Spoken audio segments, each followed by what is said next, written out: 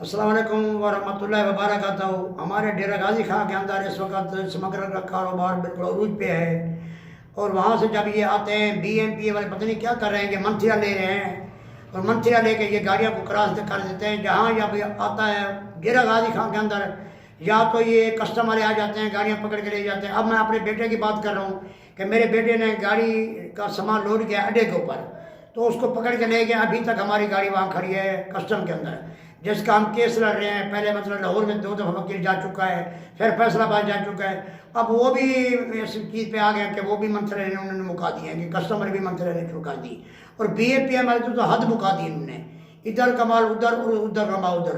और फिर रहेगी बात ये नए अड्डे के ऊपर जितने होटल खुले हुए पठानों के, इनके इतने किराए लाख लाख 1.5 2 लाख रुपए के किराए हैं। उसके बावजूद ये समझ ये नहीं होते कि अगर चाय का कारोबार करते हैं तो चाय में तो इतनी पैसा फसूड़ी नहीं है कि या तो ये गैर कानूनी काम करते हैं, समग्र का काम करते हैं, चर सफीम के अड्डे करते हैं, या ये गैर कानूनी काम करते हैं। तो हमारी इंतजामिया को चाहिए और हमारे DPO साहब को, RPO साहब को या DSP साहब या जो भी थाना नज़दीक पड़ता है, तो इनको चाहिए कि इनके ऊपर भी राउंड लगाएं और देखें कि ये होटल में क्या हो रहा है, क्या कुछ नहीं हो रहा। जितने भी ये होटल वाले या पड़े हैं पठान, खास कर ये गैर कानूनी काम कर रहे हैं, गैर धंधा कर रहे हैं, और हमारी इंतजामिया खामोश है, हमारे MNMPA भी खामोश है।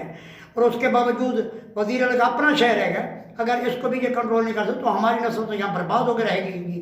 कोई समग्र पे लगा हुआ है, कोई कुछ पे लगा हुआ है। अब पुलिस वाले यहाँ मछली ले आते हैं, क्योंकि ये चेक करें, रात को चेक करें, दिन को चेक करें, लाख लाख 1.5 2 लाख रुपए ये किराए कहाँ से भर रहे हैं। चाय में तो इतना पूरा नहीं होता।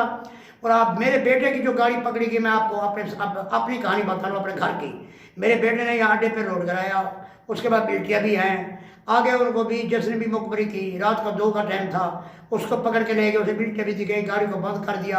जो कुछ सामान वहाँ से लेके गए, अब मेरी गाड़ी वहाँ खड़ी है तकरीबन 3-4 महीने हो गए, उसका हम केस लड़ रहे हैं तरीके से। अब वो केस जैसे भी लड़ेंगे, हमें गाड़ी मिलेगी समझदारी के ऊपर, उसकी कीमत डलवानी पड़ेगी। हमारा तो 3-4 लाख रुपए का ये भी नुकसान हो गया। अब किस अड्डे वाले को कहें, किस हुकूमत को कहें।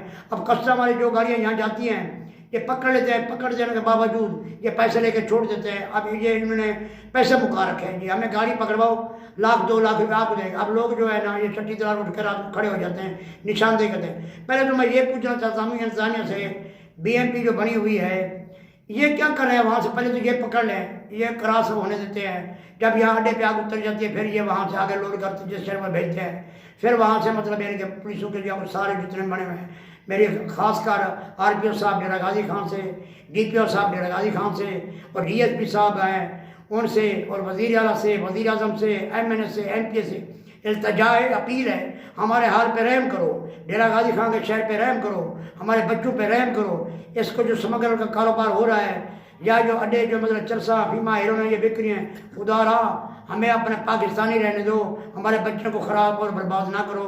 और लिहाजा मेरी फिर एक दफ़ा मैं अपील करूँगा वज़ीर आज़म को, DPO साहब को, RPO साहब को, इस पर कंट्रोल किया जाए। ख़ासकर जितने भी हमारे अगर ये सही तरीके से ये चल पड़े तो मेरा ईमान हैगा और मेरा जज्बा हैगा, ये कंट्रोल भी हो जाएंगे। इमरान खान एक पासों तो कहता है कि जी हम इन चीज़ को ख़त्म करेंगे, दूसरे पासों तरह अल्लाह भला करे जी ये लोग बाज नहीं आ रहे। लिहाजा मेरी मेहरबानी में तमाम आवाम को भी ये कहूँगा, इन लोगों पे भी नज़र रखें, होटल पे भी नज़र रखें। अगर कोई शिकायतें हमें करें, अगर हमें नहीं कर सकते पुलिस वाले को इतला करें। मेहरबानी, शुक्रिया।